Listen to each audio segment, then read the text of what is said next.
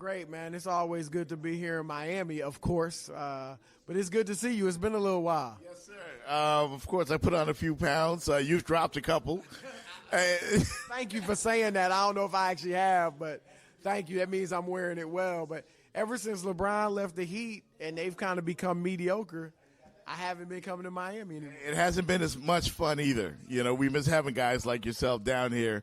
But it's good to catch up with you, man. I found myself defending you on the radio a lot in light of recent events. Let's talk about that because I've known you a while. Talked to you on the radio before. I never saw you so energized. Or, you know, because it seemed like they kind of got to you a little bit, got on your nerves a little bit. I'm talking about the public, you know, with the whole KD thing. Well, so you talking about the KD thing? Yeah. No, not really. I just, was stating facts, really. I didn't even think, when you were talking about KD and Twitter, I don't even think he went at me the first time. Like I think I said his worst nightmare would be if they won the finals without him, obviously using hyperbole. And then he hit back, tweeted back, really, is that the worst thing that could happen, buddy? Like, I don't really take that as, he took a shot at you. Right. But the way the media portrayed it, even Fox, I was asked about on TV, they kind of put it in an adversarial light. Mm-hmm. So I just addressed it. And then he came back, of course, with you don't have my phone number because I said text instead of DM. Right. To me, it's the same thing. Now I know, though, I do differentiate text, DM. But, I just defended myself, because I felt like just to let people know I wasn't lying and, credibility is important in this business. And I think I did drop the mic on that. I mean, I said, look, I got 60-something DMs from you in my phone, where you've reached out to me. And, and he didn't deny any of what I said, the essence of what I said about what we talk about, our relationship and any of that. So I think in this society, people want to make everything adversarial. Mm-hmm. So I didn't really think it was that big of a deal of going at each other. But I just felt it was something obviously I had to address. Now, you're a guy, obviously, whose credibility means a lot to him, of course. And I know you're a stand-up guy, your belief in God. Did it get that serious for you as far as what the public was saying and being the story when you usually cover the story? Well, now that I'm out, I'm not really a reporter anymore. I'm more of a personality, a broadcaster, an analyst. There's times where when you give opinions, and that's your job now on radio and television, is to give opinions. There's times you're going to be part of the story. Yes. And whether it's other media members, whether it's just fans, or whether it's athletes, they might come at you if they don't agree. So I understand that's part of the business, but none of it really gets to me. You know what I'm saying? I don't let it get to me. I'm aware of what's out there, mm-hmm. But like you said, I'm rooted in my faith. Yes. And this isn't,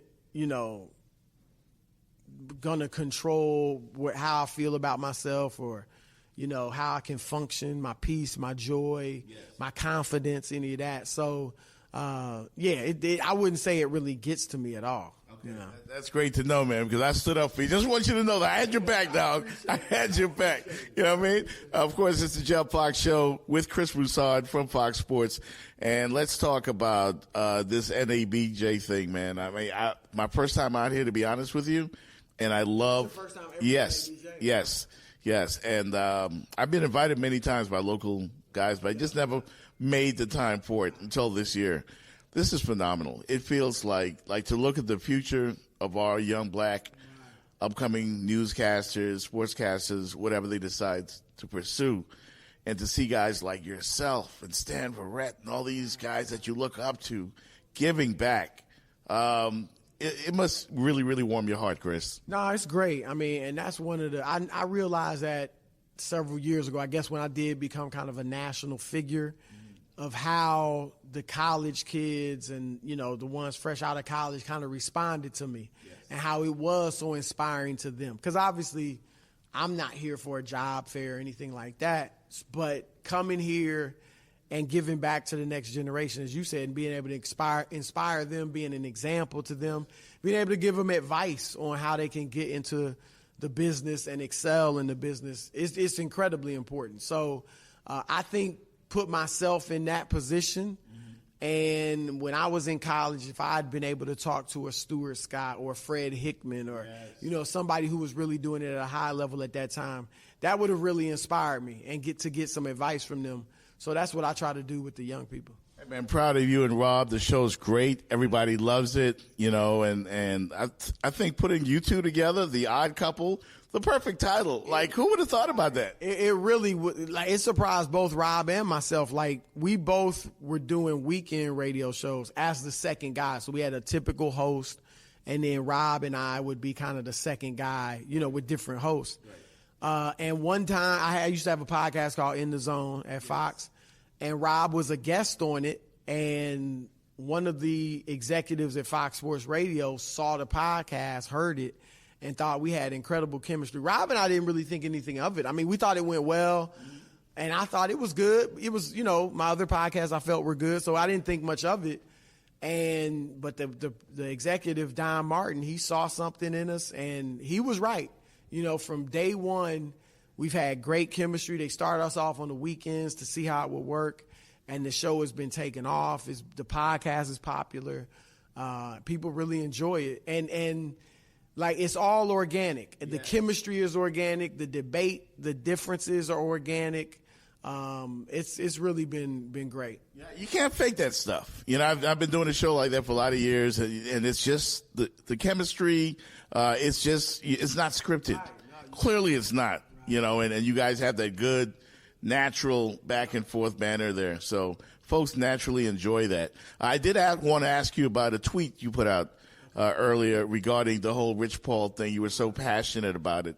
Tell me about that and why you think it's so important for major athletes to give back to HBCUs.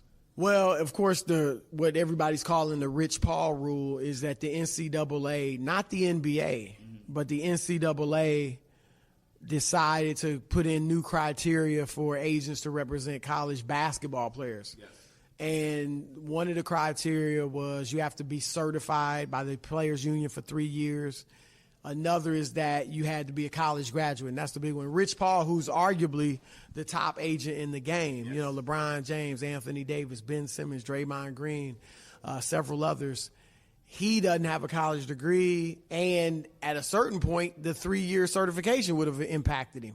He wouldn't have been able to have – well, LeBron didn't go to college, obviously, but, he was getting other players before he was certified for 3 years. Right.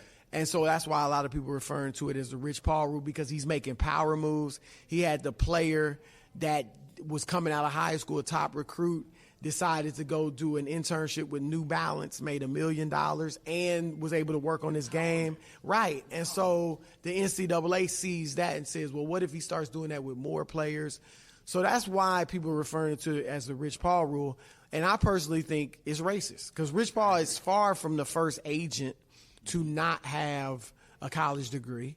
And for the record, Bill Gates, Mark Zuckerberg, Steve Jobs, 3 guys who revolutionized human society, they didn't have college degrees. So I think that was a way. Furthermore, Kawhi Leonard, who just made the stealth move to the Clippers, his uncle, who wasn't his agent, but Dennis Robertson, who kind of orchestrated the whole thing and did a great job of it, he's not a certified agent. So all of that, I think, is why the NCAA said, look, if people, because if I have a nephew that's a great up-and-coming player, I may look at Rich Paul, I may look at Dennis Robertson and say, I could do what they do.